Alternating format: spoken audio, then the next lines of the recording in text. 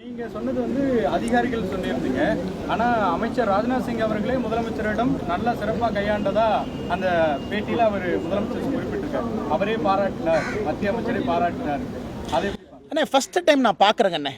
ஒரு முதலமைச்சர் வந்து அதிகாரிகள் கொடுக்குற சர்டிஃபிகேட்டோ கஷ்டத்தில் இருக்கும் பொழுது நம்முடைய உறவினர்கள் வந்து நம்மளை பார்ப்பாங்க.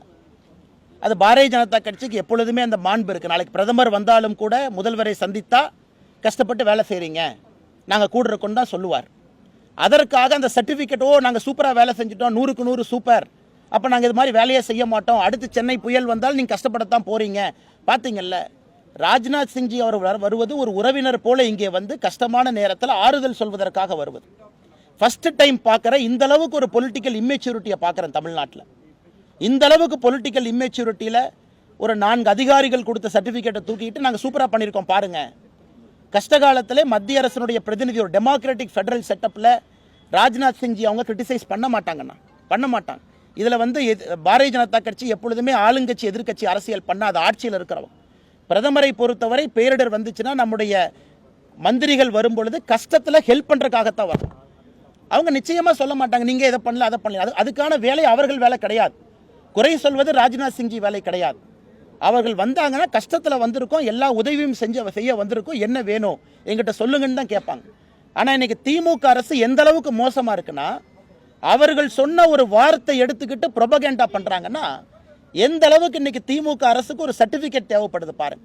காட்சிகள் பொய் சொல்லாது, ஊடகங்கள் பொய் சொல்லாது, விஷுவல்ஸ் பொய் சொல்லாது, மக்களுடைய பேட்டி பொய் சொல்லாது. 5 நாளாக தண்ணியில் இருந்தவங்க பொய் சொல்ல மாட்டாங்க, நாங்கள் பொய் சொல்ல மாட்டோம், நாங்களும் களத்தில் இருந்தோம். இன்னைக்கு சில அமைச்சர்கள் சொல்கிறாங்க, தங்கம் தென்னரசன் உட்பட சில அமைச்சர்கள் சொல்கிறாங்க பாரதிய ஜனதா கட்சி எங்கே போச்சு. இந்த பேரிடரில் வீட்டுக்கு போட்டில் நடந்து கழுத்தளவு தண்ணியிலே ஒரு பாரதிய ஜனதா கட்சியினுடைய தொண்டனும் போயிருக்கான். ஆனால் 1949 ஆரம்பிக்கப்பட்ட கட்சி, இந்தியாவில் இருக்கக்கூடிய அரசியல் கட்சிகளிலே பழமையான கட்சி. ஏன் பாரதிய ஜனதா கட்சியை விட பழமையான கட்சி திராவிட முன்னேற்ற கழகம். அந்த கட்சி 1949 ஆரம்பித்த கட்சி. தொண்டர்கள் எங்கே போயிருந்தாங்க? வீட்டில் ஒளிஞ்சிருந்தாங்க. தலைவர்கள் எங்கே போயிருந்தாங்க? ஒரு சிவப்பு கலர் ஜீப்பில் அப்படியே அந்த மன்னரெல்லாம் வந்து நகர்வலம் போவாங்க இல்லைங்களா, தேர் போகும், அந்த மாதிரி தேரில் போனாங்க. கீழே இறங்குனாங்களா, வீட்டுக்கு போனாங்களா, உட்கார்ந்தாங்களா, உதவி செஞ்சாங்களா? அதனால் இன்றைக்கு பாரதிய ஜனதா கட்சியை வந்து திமுக குற்றம் சுமத்துதுன்னா பாரதிய ஜனதா கட்சி வளர்ந்து விட்டது என்ற அர்த்தம்.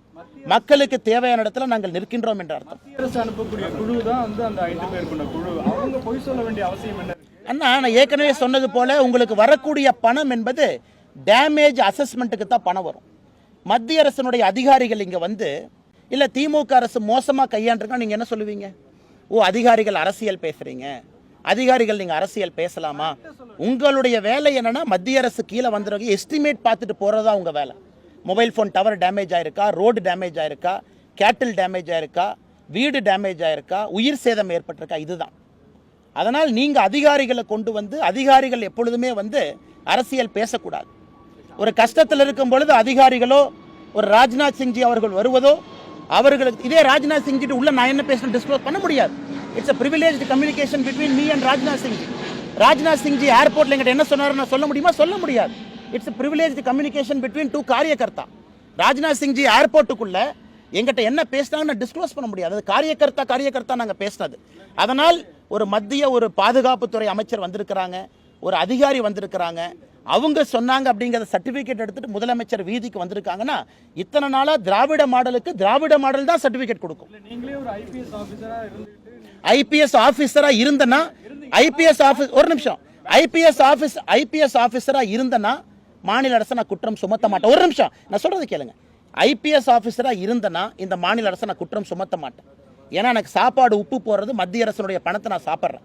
வர்றவங்க யாருமே ஒரிசா சரியில்லை, எந்த ஐபிஎஸ் ஆஃபீஸருமே கர்நாடகா சரியில்லை, தமிழ்நாடு சரியில்லை சொன்னால் அந்த பதவியில் இருக்கிறதுக்கு லாயக்கு இல்லைன்னு அர்த்தம்.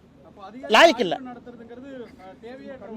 அதிகாரிகள் ஆய்வு நடத்துவது இங்கே வந்து இவங்க என்ன புள்ளி விவரம் சொல்றாங்க, அந்த புள்ளி விவரம் சரியான செக் பண்ணிட்டு போறதுக்கு தான் அதிகாரிகள் வர்றாங்க. அதிகாரிகள் இங்கே வருவது ஆமா, அதிகாரிகள் சொல்ற கருத்தில் நான் உடன்படல. அதிகாரி கருத்து சொல்லிட்டு போயிருக்கிறாங்க, அவ்வளவுதான். இன்னைக்கு சாமானிய பொதுமக்கள் எல்லோருக்குமே தெரியும், சாமானிய மக்களுடைய கருத்து தெரியும். அதிகாரிகள் ஒரு ஐஏஎஸ் ஆஃபீஸர் வந்து அரசியல் பேச மாட்டாங்க. எதுக்கு பேசணும்? அவங்க வேலை இல்லாது.